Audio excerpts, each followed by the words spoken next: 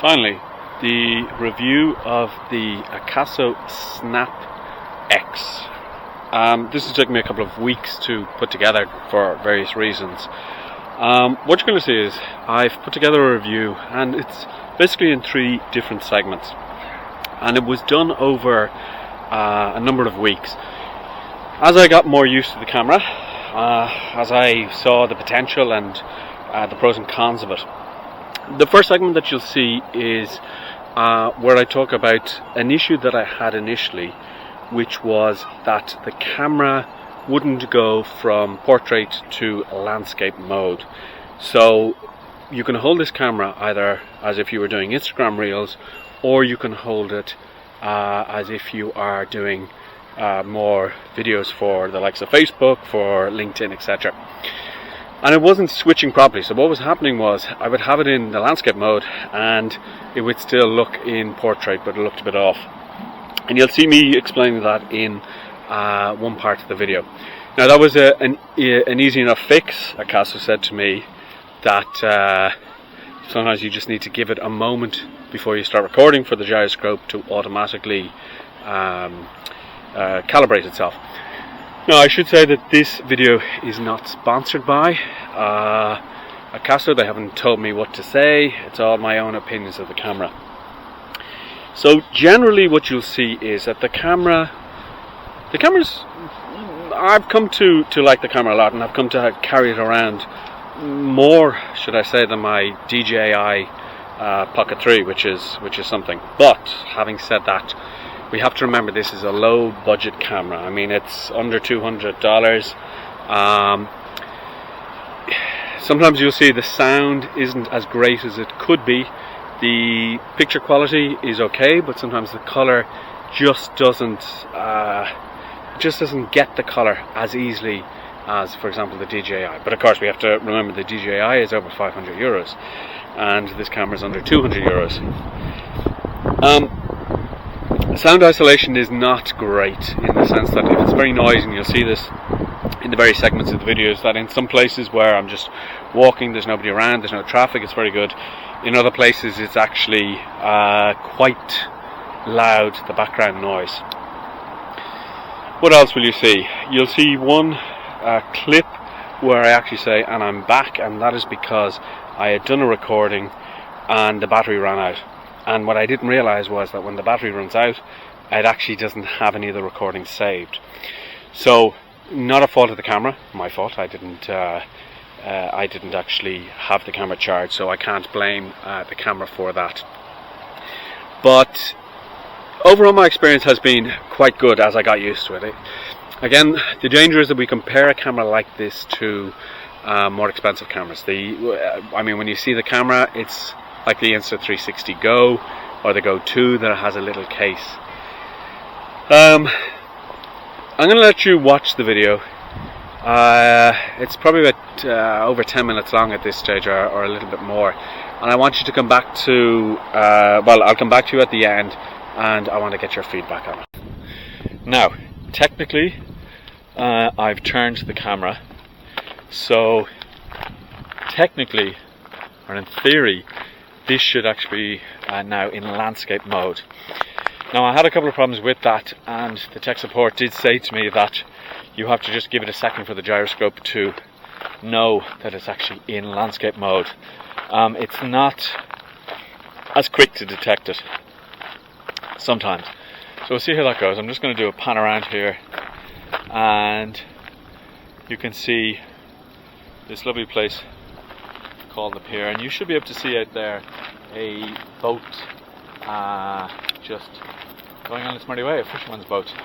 Now, the camera's about an arm's length away from me, so it will also be interesting to see the sound.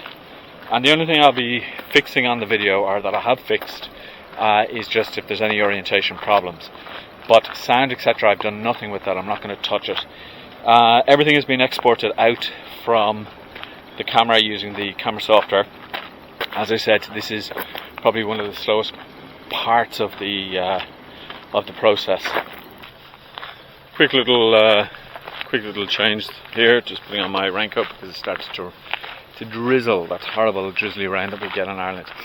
what are the conclusions? Okay. The conclusions are that, I mean, this camera is small, it's nice, it's neat, it's easy to use. It's not, I don't know if you can see the guys over there doing sailing and they're overturning boats, I guess for practice, which is something that would put the fear of jays into me. But anyway, back to the video. So the idea is that this could be good as a pocket camera. If you haven't used other cameras, it's very good. I mean, I love my DJI Pocket 3, but as far as Pocket goes, it's a little bit bigger than Pocket, but quality, etc. is really good. It's still quite discreet, but I think this thing looks a little bit discreeter, and it does its job. I mean, it does what it's meant to do, and it doesn't do a bad job of it.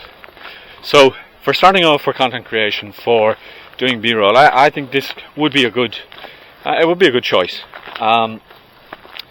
because one of the things that you shouldn't do, which some people tend to do, is that you go out and you buy the most expensive equipment. I mean, the Insta360s you're talking about 300 quid.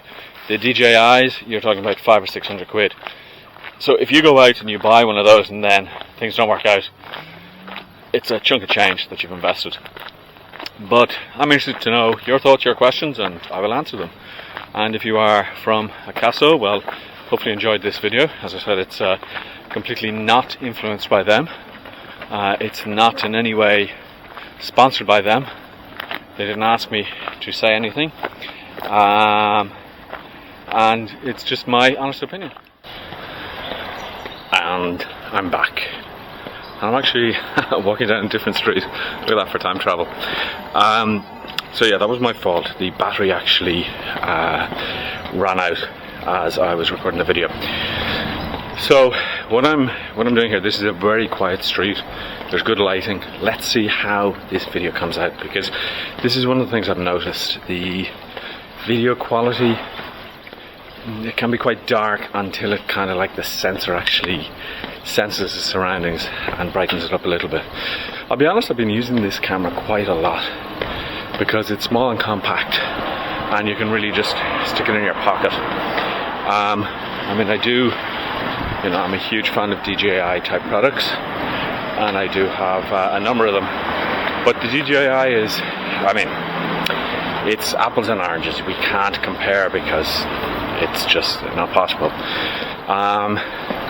But this one, I'm getting to like more and more. If I'm completely honest, I'm getting to like it more and more. It's a good, again, I think it's a good starter camera because it's small, it's compact. But let's talk a little bit about what I don't like. The build, as I say, the build just feels a little bit, it doesn't feel premium. But of course, we have to remember this is not a premium priced camera. This is under $200 and a good bit under $200. So we can't expect wonders. Sound cancellation, I mean, or noise cancellation, there is none. So if it's on a very noisy street, you will pick up a lot of noise. You'll pick up a lot of the background, and it won't really focus in and isolate on your voice. Again, let's remember, it's not a super priced camera, so what can we expect?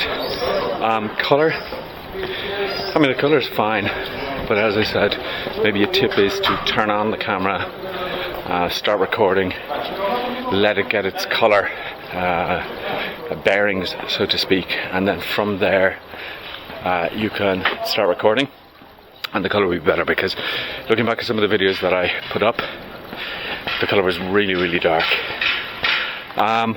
Sound, as I said, sound is a bit of an issue for me. What I have done is I do have a program called, a web app called Xsound. I'll put a link to it in the description, and that's very good for removing background noise. Problem is that sometimes it removes it too much and it just seems unnatural on the videos. But I'll give you an example of it here. I'm just waiting for something noisy to go by, but let me just get a clip and I'll put it at the end of the video on the Xsound. Now, the big challenge for me is while you can connect the camera directly to your computer and access the files, they are raw files and they're not stabilized files. So that means that if you want to quickly transfer the recordings, it's going to be very, very jumpy. So how do you transfer the recordings? Well, you have to connect it up to your phone via the app and then use the export functionality. And then that will, depending on the frame rate that you've put in and the quality, that will actually then export the files in super smooth mode, which basically, I guess it's digitally stabilizing the video, and it does an okay job on that. The only problem that I found was that sometimes it lost connection. The app lost connection to the camera and I had to start the export again. Now that was easily fixed. AKASO sent me a file just to update the camera software and it works perfectly now. But this in itself is a little bit of a time-consuming process, which means that taking stuff directly from the camera isn't really possible. So it does cause a little bit of a delay because it can be quite slow. I mean, I'm exporting videos that might be 2 minutes long and it could take 5, 6, 7, 8, 9 minutes. Maybe not 9 minutes, but it takes quite a while for them to export based on how much and how long the actual video is.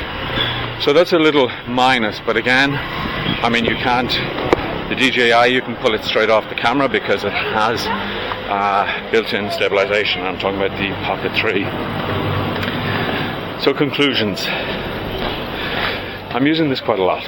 Sorry, I forgot to mention that this is not specifically to the Snap camera, but obviously without the screen, I've got so used to having a screen when I'm actually recording. Again, with the Pocket 3, or for example I have another action cam from DJI, you can see yourself. So that allows you to see the distance of how far you are with the camera. So that's another thing, but that's not specifically a problem with this camera.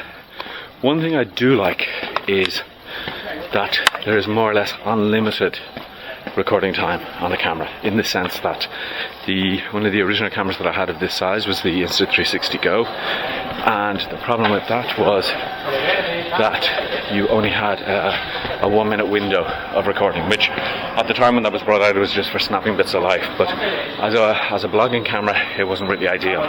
So this one you can keep recording until the battery actually runs out. So that's another plus. So in conclusion, should you buy this camera? Like everything, it depends on your needs.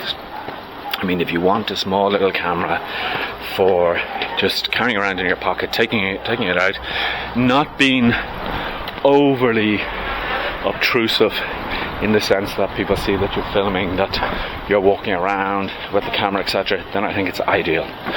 And I actually carry it around now in my little sling bag here that I have, because just sometimes I might want to do a quick video, and I mean, it's super quick to start up and start recording. I mean, if you're doing professional grade stuff, obviously this is not going to give you professional grade quality, but I think, and I'm going to do another video about it, but I think you could definitely use it for B-roll.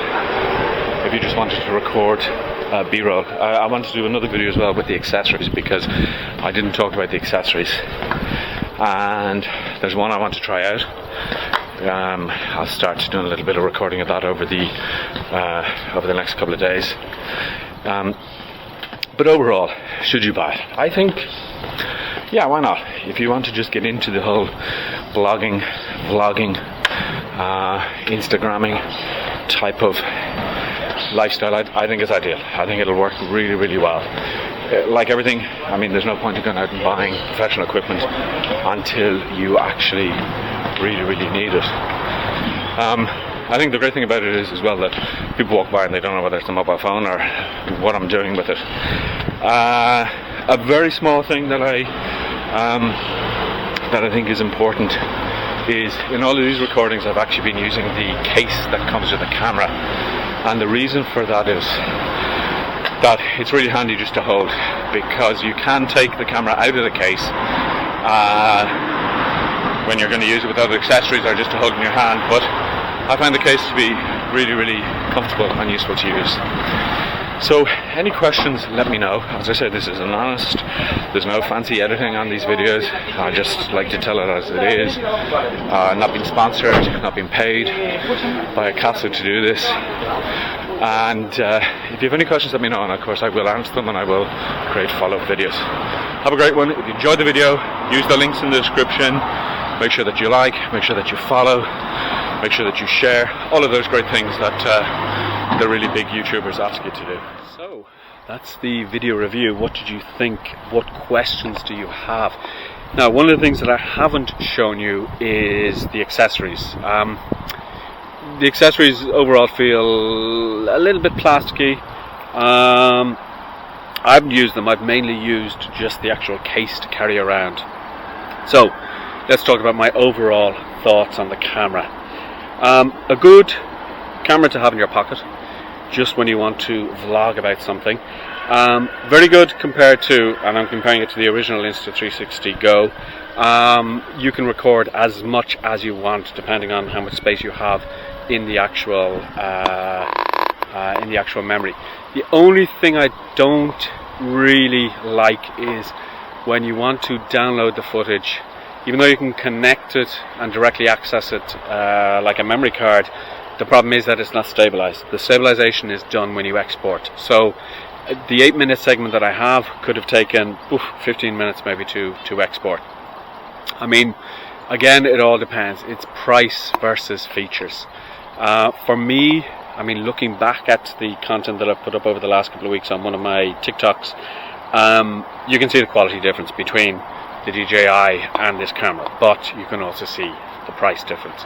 So it's not really fair to compare it to something like, obviously, the DJI, which is a little bit more, I would say, pro-consumer than this camera. But if you're getting into vlogging, if you want something that you can use for TikToks, for LinkedIn videos, I think this would be a good buy. You should see a link to purchase the camera there in the comments. If you liked this video, do give it a like. Do follow me, because the more you follow, the more questions that you ask, the more that inspires me to review other gadgets, which I have a few coming in the post soon. And it also I also review software. Alright, so any questions, let me know, and I'll talk to you in the next video.